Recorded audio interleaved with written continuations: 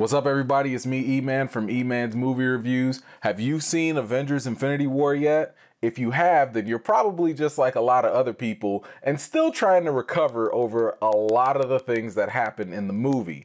Have no fear, I'm here to help. Today, I'm gonna go over a spoiler-filled review of Avengers Infinity War, and I'm gonna give you my analysis, breakdown, and more. Stay tuned.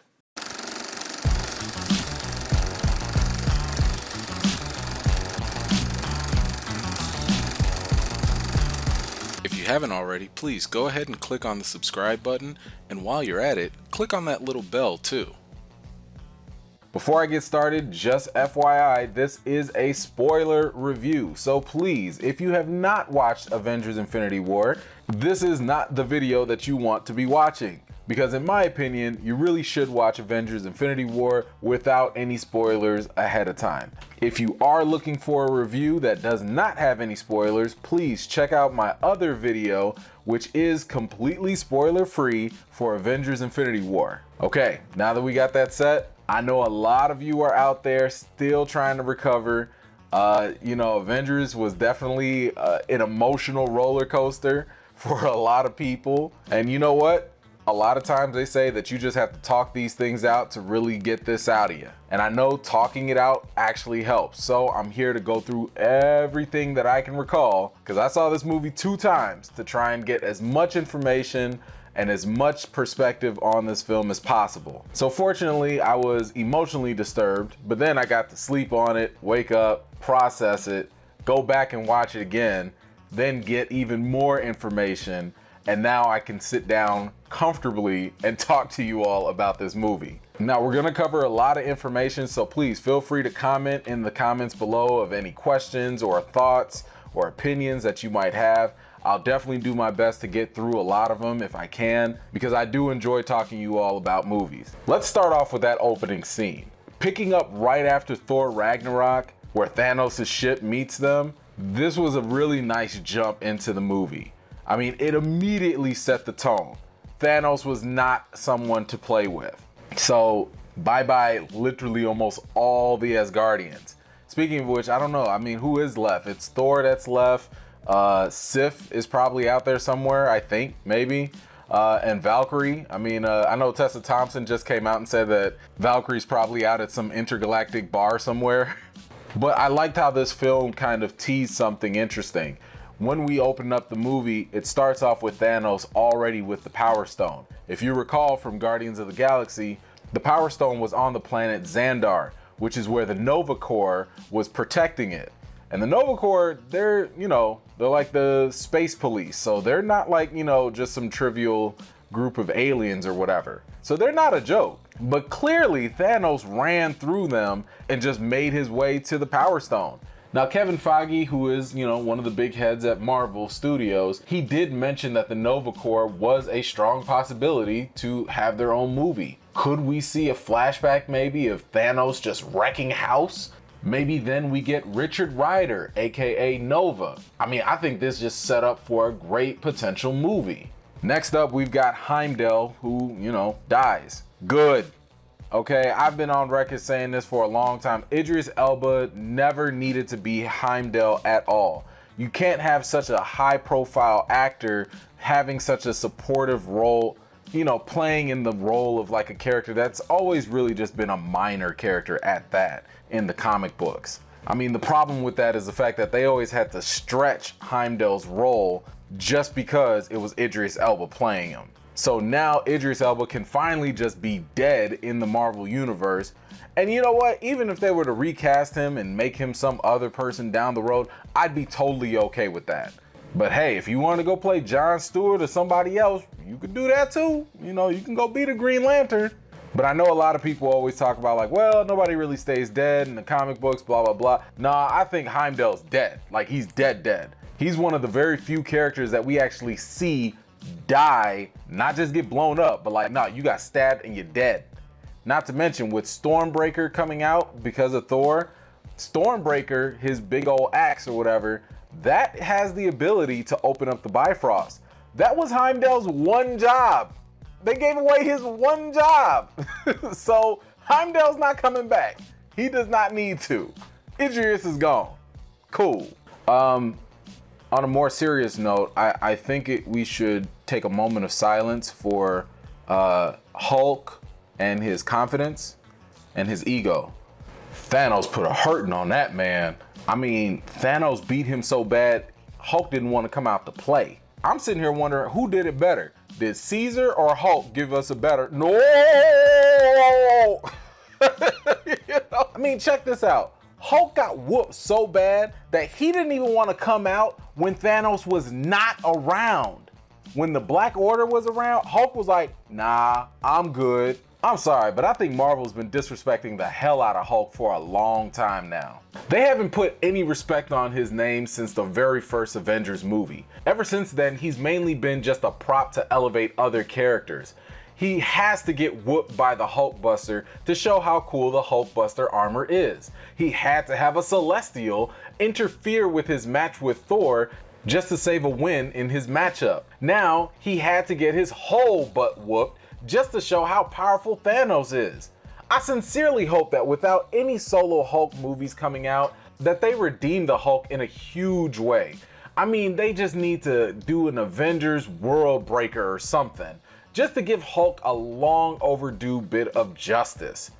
Now, I do have my thoughts about Loki here. I simply don't believe that he's dead. You can check out my theories and bold predictions video for more details on that. I do have to say that I love the Black Order, or the Children of Thanos. Probably one of my most favorites out of them was Ebony Maw. He was just so smooth with his telekinesis powers. I love the initial battle with Iron Man, Spidey, and Doctor Strange in New York, and then all the way into space. While I did enjoy Spider-Man's plan, which I'm gonna call Operation Alien, to save Doctor Strange, I just thought that they got rid of Ebony Maw a little too easily. I absolutely loved how much action there was in this movie. I mean, you rarely had a chance to really catch your breath or just relax, because almost every 15 to 20 minutes, there was already another action scene happening. I thought that the Peter Quill and Thor setup was absolutely hilarious. Besides the mocking session, I thought it was a nice touch to show Thor and Gamora share their connection of having basically messed up families. It's a much better way to show how these characters can cross over and have similarities, you know, without having to do some sort of Martha moment. All right, now let's talk about Vision. While Hulk might have suffered one of the biggest L's in this movie, Vision without question suffered the most L's. I mean, he started off by having his romantic vacation with his girlfriend interrupted. Then he gets stabbed and starts dying for the entire movie. His girl is forced to kill him. He dies, only to be brought back to life later by Thanos to be killed even worse. But I get it. Having Vision be crippled throughout the entire movie makes sense because Vision was incredibly powerful. Taking him out brings balance, just like why Marvel took out Thor and Hulk in the Civil War movie. The movies just would have ended so much sooner if Vision was at full power the whole time. I've also got an interesting theory about Vision, and you can also find that in my theories and bold predictions video. Moving on, I love Cap's intro from the shadows. I think bearded Cap is clearly one of the best versions of Captain America that we've had to date. I also enjoyed just how efficiently Cap, Black Widow, and Falcon were able to handle the Black Order. And we also can't forget about Scarlet Witch. I think this movie did a great job of showing us just how powerful she really can be. Okay, now let's move on to that scene with Gomorrah and Thanos. Now, I might be in the minority with this, but I do have a slight issue with how they established Thanos' love for Gomorrah. I'm not disputing the fact that Thanos does love Gomorrah, or even that he grew to love Gomorrah. The movie does a great job of explaining all of that, especially when Mantis got on Thanos' head and confirmed all of his internal emotions.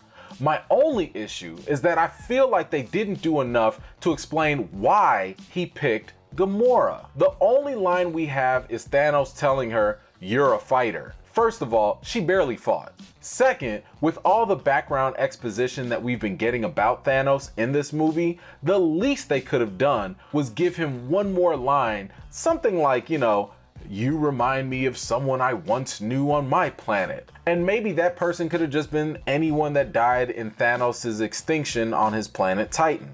I don't know. Either way, I just think that they could have done a bit more to let us know why Thanos thought Gamora was so special out of all the many other people he's conquered and killed. Now let's stay with Thanos here for a second. I really liked how he was able to use the Reality Stone in the next couple of scenes. It was a nice way to show just how much of a manipulator he really can be.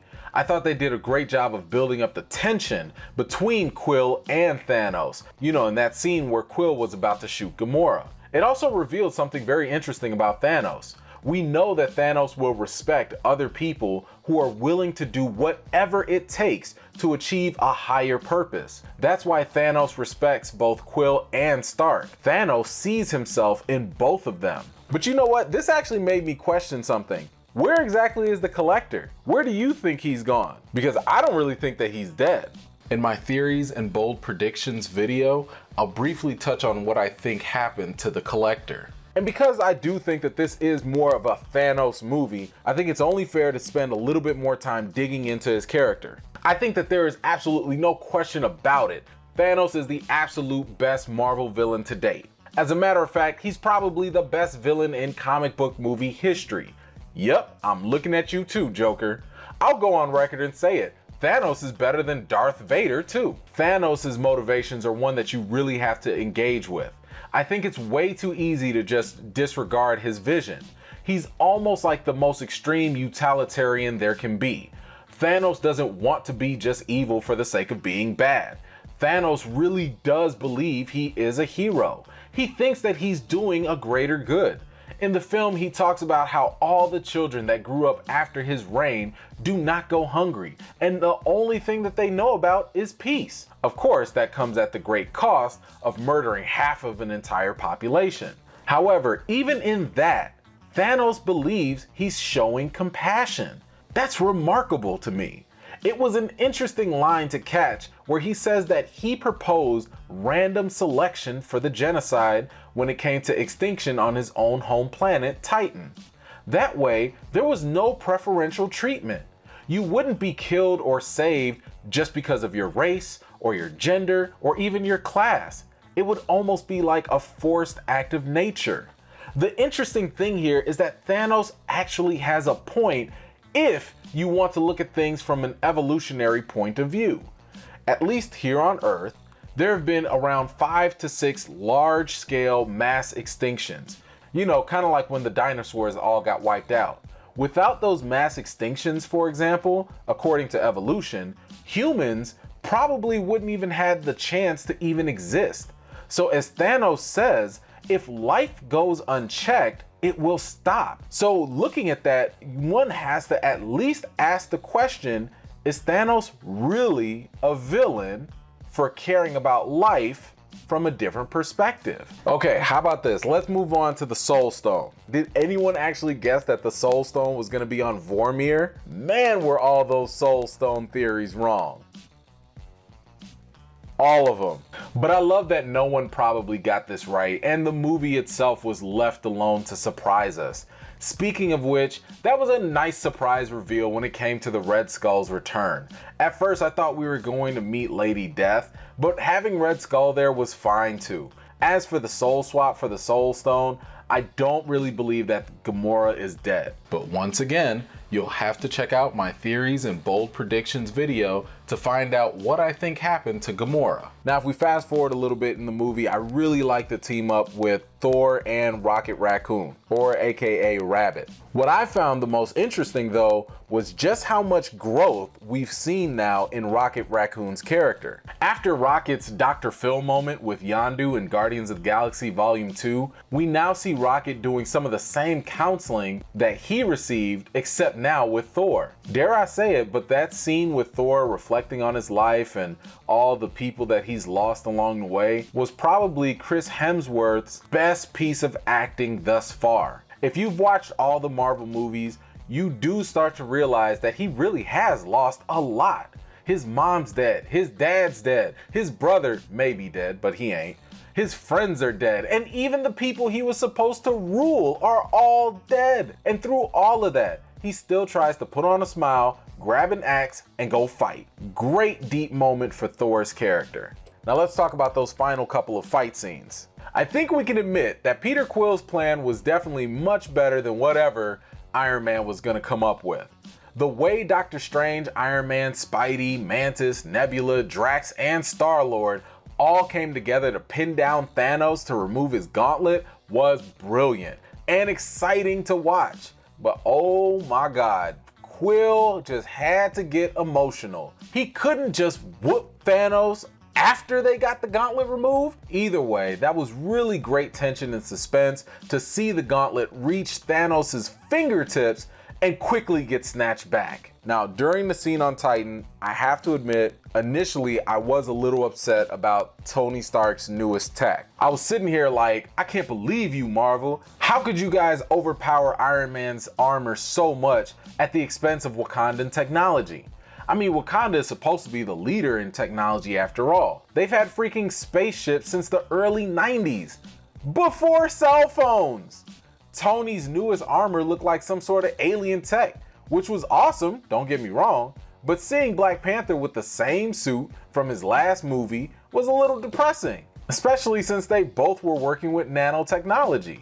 Now, in fairness, coming to my senses a little bit, I did realize that Shuri had came up with the nanotechnology back during Civil War, which means that there is the possibility, at least, that up until today's current events, Shuri's probably got something cooking up her sleeve waiting to be unleashed.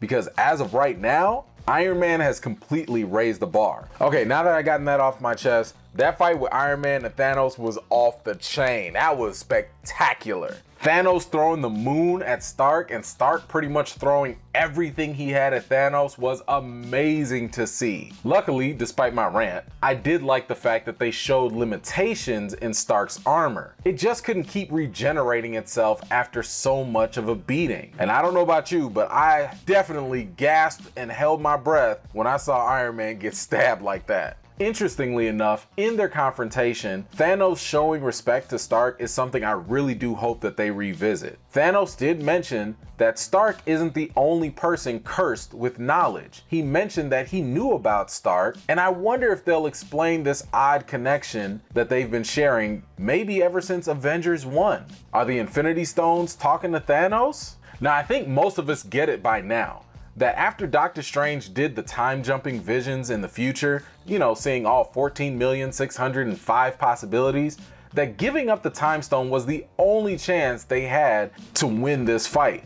Black Widow, Scarlet, and Okoye definitely worked very well together. I actually wouldn't mind seeing some sort of solo femme fatale movie with all of them in it. If you watched my spoiler-free review, I did mention that I wasn't much of a fan about the comedy placement in some of the scenes. Well, one of those scenes was after Thor's great arrival to the battlefield. They just got done building up a tense moment where the Avengers were getting overwhelmed. Thor comes in to save the day, then boom, insert a joke about beards and haircuts. Yes, it was chuckle-worthy or even funny, but we're literally in the middle of a battle with killer creatures from space.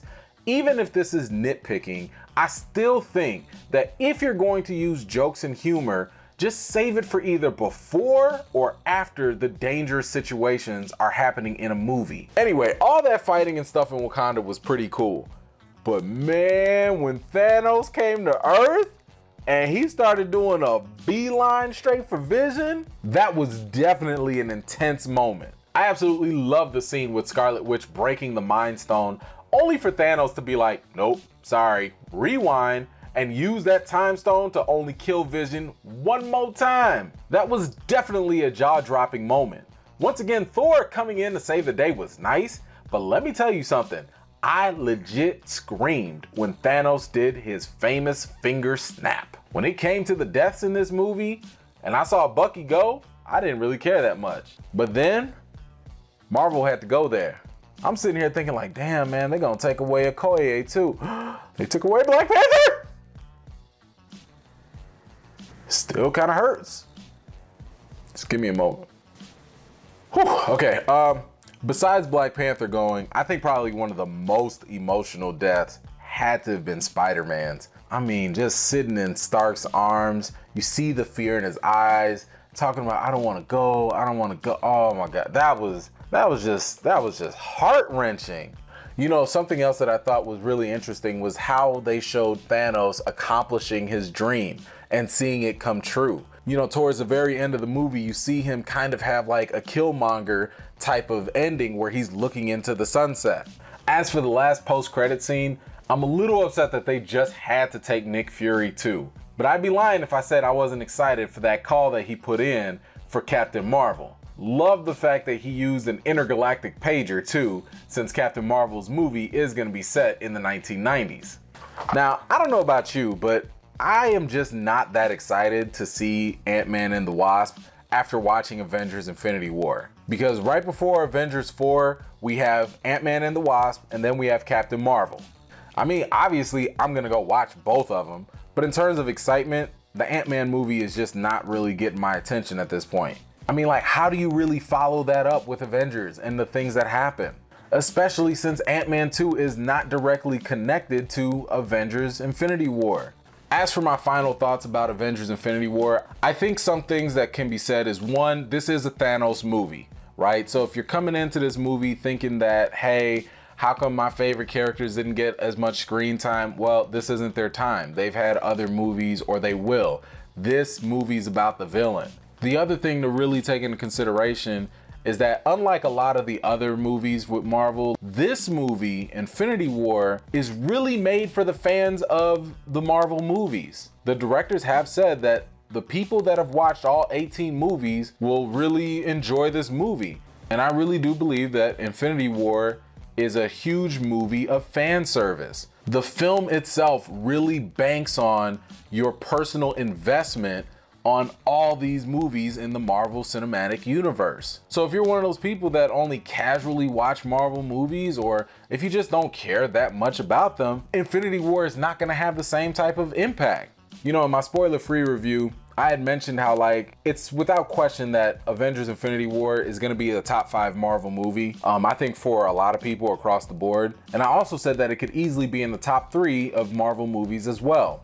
However, I did start getting a little bit of pushback from people because I was saying that I don't know if it can be the #1 best movie for Marvel. So let me just take a quick second to address that.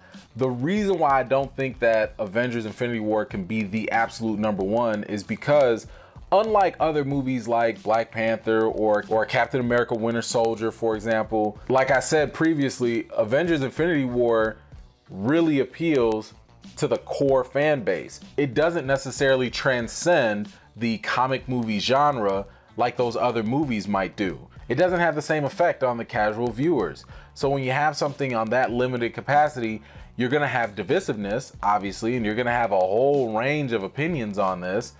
And it just makes it a little bit harder to say that this is the best when you've had other movies that were deemed the best, you know, touch and appeal to other people. Now, that's not the only reason why I don't think that Avengers Infinity War can be #1.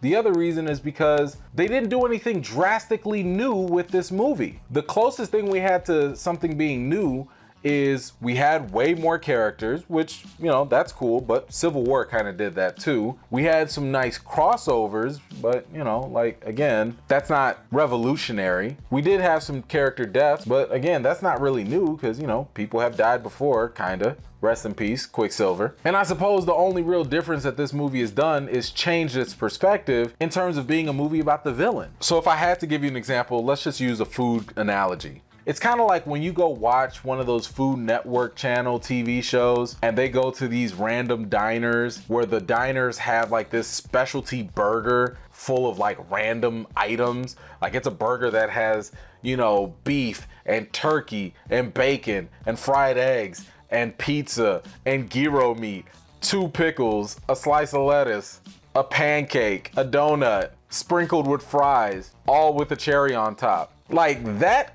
crazy type of looking burger, whatever that is, that's Avengers Infinity War, because it's made up of a lot of different foods that we've already eaten, but when you put it all together, it kind of makes a new dish, but it's just a huge monstrosity of stuff. Now, you will have fans who love burgers want to take a bite, but then you're gonna have other people look at it and be like, wow, that looks really cool, but no thanks. So that's the way I kind of look at Avengers Infinity War. All right, well, that's all I got. Let's keep this discussion going though. What were your thoughts about Avengers Infinity War? What questions do you guys still have? What did you love or hate about the movie? Let me know what you thought about it in the comments down below and we'll get to talking about it. If you haven't already, please don't forget to subscribe to my channel and give this video a thumbs up. I've got more videos and reviews to do for you all, and until next time, I'll see you guys later.